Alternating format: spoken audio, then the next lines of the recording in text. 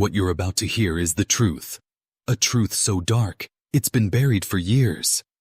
Stay with us, this story is only getting started, and it will leave you questioning everything you know about Angola. It was a hot, oppressive evening in the summer of 1992, when a body was found near the farthest corner of Angola Prison's death row block. The dead man, a young inmate named Javier Ruiz, had been serving a life sentence for a murder committed during a botched robbery in New Orleans. His death would seem like just another tragedy in a place built on tragic stories, but what the guards found in his cell would change everything. Ruiz's body lay face up, his eyes wide open, an eerie emptiness in them. But it wasn't the usual marks of a violent end. His throat had been slit cleanly, no sign of a struggle. What caught the guards' attention wasn't the cause of death, but the absence of sound in the otherwise rowdy prison.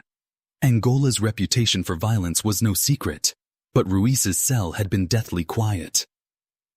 There was no evidence of drugs, no weapons, no reason for anyone to have committed this act, unless they had wanted to send a message. And as the prison guards searched deeper, they uncovered what they had feared. A letter stuffed under Ruiz's mattress. The writing, scrawled in messy ink, was cryptic, but it was a clear warning. The walls of Angola do not let men leave, they only take. You'll never see freedom again. Those words rattled through the prison, whispered among the guards, murmured by the prisoners. The truth was clear. Angola Prison was not just a place of punishment. It was a place of complete subjugation, where hope was swallowed whole. The walls of Angola, long considered to be indestructible, were trapping its people, mentally, spiritually, and physically. Detective Carla Brooks, a seasoned investigator for the Louisiana State Police, was brought in after the body was found. She had worked many cases of prison violence, but the atmosphere in Angola was unlike anything she had ever seen. The guards were jumpy, watching every corner with distrust, as if they knew something was coming but couldn't see it. Brooks had spent days trying to make sense of the prison's culture, how the gangs ran everything. The Black Panthers, the Aryan Brotherhood, and the Outlaws each had their own territory, their own rules, and their own agenda. But no one was really in charge. Not anymore. Angola had become a place where men didn't just fight for survival, they fought for control of the soul. Brooks met with Warden John Jacobs, a man who had seen it all, but still couldn't explain the overwhelming power that Angola's gangs had over its inmates. His office, dark and cluttered, gave off an air of resignation. He leaned back in his chair as Brooks laid the files out before him. "We've seen this before, haven't we, Warden?" Brooks asked, watching his face. "Inmates killed, unexplained deaths, suicides, but this feels different." Jacobs nodded slowly. "It's not just the gangs anymore, Detective. Angola is a system all on its own now. It runs on fear, on loyalty that goes beyond life itself. These men, they don't want to leave. They've accepted that Angola is home, whether they like it or not." But Brooks wasn't ready to accept that. She dug deeper, talking to former inmates, trying to piece together what had led to Ruiz's death. The more she learned, the more she realized the truth. Angola wasn't just a prison, it was a graveyard for the spirit. As Brooks uncovered more about Ruiz's history and connections, one name kept resurfacing: Marvin the Shadow Davis. He was one of Angola's oldest and most feared gang leaders, running an underground network that controlled drugs, protection, and gambling within the prison. No one had ever seen him, in person, but his influence stretched across every wing of the facility. Brooks grew more determined to uncover Davis's role in the murder, believing his mysterious power was the key to understanding Angola's culture of control. But the deeper she dug, the more the walls seemed to close in. Inmate after inmate warned her to leave the investigation alone. "You're digging where you shouldn't," they said. "The shadow sees everything." But it wasn't until Brooks received a tip, an anonymous letter, that she realized just how high the stakes had become.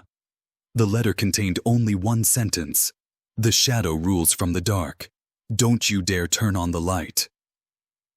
But when Brooks finally confronted someone who claimed to have seen Davis, what they told her would shatter everything she thought she knew about Angola. He's not what you think. He's not a man. He's something much worse. Detective Carla Brooks stood outside the old maximum security block of Angola, the place where inmates like Marvin the Shadow Davis had once ruled. It was just before dawn, and the prison stood like a giant shadow against the rising sun. The thick, oppressive silence around her seemed almost unnatural, like the prison was holding its breath, waiting for something to happen. Brooks wasn't ready for the story that was about to unfold. After receiving the tip about Davis's true nature, she dove deeper into Angola's murky underworld. Everyone feared him. But it wasn't just because of his gang affiliations or violent past. Davis had a different kind of power, one that reached into the minds of those who entered Angola. It was a power born of psychological warfare, manipulation, and absolute loyalty to the system. The more Brooks investigated, the more the pieces of the puzzle began to fit together. Angola wasn't just a prison, it was a kingdom ruled by men like Davis. Inmates didn't simply serve their time. They were broken, then rebuilt, molded into something else. Those who resisted were crushed. Those who accepted the prison's rules, the gang's rules, survived. As Brooks delved into the prison's history, a chilling truth emerged. The Shadow had never been caught, never been seen by the authorities in a way that could tie him directly to the crimes. But his influence was undeniable. Drugs flooded the cells. Protection was a business. And fear, the currency of Angola, circulated faster than money. She met with inmates who had survived the years, now out of the prison system, each of them telling stories of how Angola changed them. They spoke in hushed tones, like they were afraid to say too much. One inmate, Tommy Bones Mackenzie, now a free man, recounted his first days in Angola. "It ain't like other prisons," Mackenzie said, his eyes darting to the side as if expecting someone to hear. "They break you when you get there. They put the fear of God in you, and after that, you do what you're told. And if you don't, well, you don't last long." But it was one conversation with a former guard, a man who had left Angola after nearly 30 years, that would give Brooks the biggest breakthrough. "The Shadow," the guard whispered hoarsely, his voice cracking as he stared at the floor. "He controls everything, the drugs, the gambling, the protection rackets. But it's more than that. He controls the hope of the men inside. He makes them think they can survive if they follow the rules. But if you break the rules, you disappear. It's like he owns their souls." Brooks pressed him further. "What do you mean he owns their souls?" The guard sighed deeply, his hands trembling as he spoke. "He doesn't just control the prison. He controls what the men believe. He makes them think they have no way out, no hope. And once they believe that, they'll do anything to stay alive. They'll follow him, even to their graves." Brooks now knew that Davis's power wasn't just physical, it was psychological. He had a grip on every man inside Angola, a grip that made escape impossible. It wasn't just the prison walls that trapped them, it was the mindset Davis created. Angola was a place where escape was a forgotten dream, and the hope for freedom had been stripped away. As Brooks sifted through more files and testimonies, she began to uncover something even darker. Marvin, the Shadow. Davis wasn't just a man of influence inside the prison. He had connections outside as well.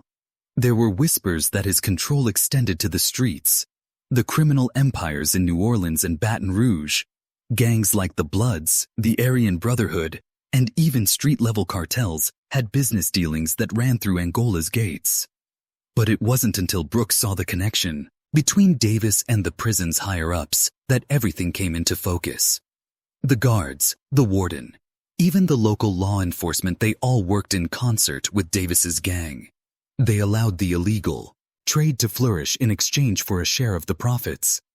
The corrupt network that had taken root in Angola was thriving, And Davis was at the center of it all, a puppet master pulling strings from the shadows.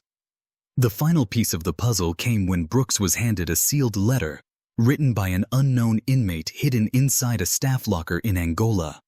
The letter contained one chilling sentence. The shadow's grip extends beyond Angola's walls. He controls everything, every man, every transaction, every piece of the game. If you want out, it's already too late. But when Brooks uncovered the name of the inside informant who had sent the letter to the authorities, it was a name that sent shockwaves through her investigation. Detective Carla Brooks stood at the edge of Angola's prison yard, staring at the sprawling walls that encased the darkest parts of the U.S. prison system. The name Marvin the Shadow Davis had become more than just an enigma. It had become a symbol of a system that had been completely corrupted from within. And now, Brooks was on the verge of uncovering the final piece of the puzzle. The sealed letter had been the key, the one vital clue that tied everything together. The name of the informant hidden inside that letter wasn't just any inmate.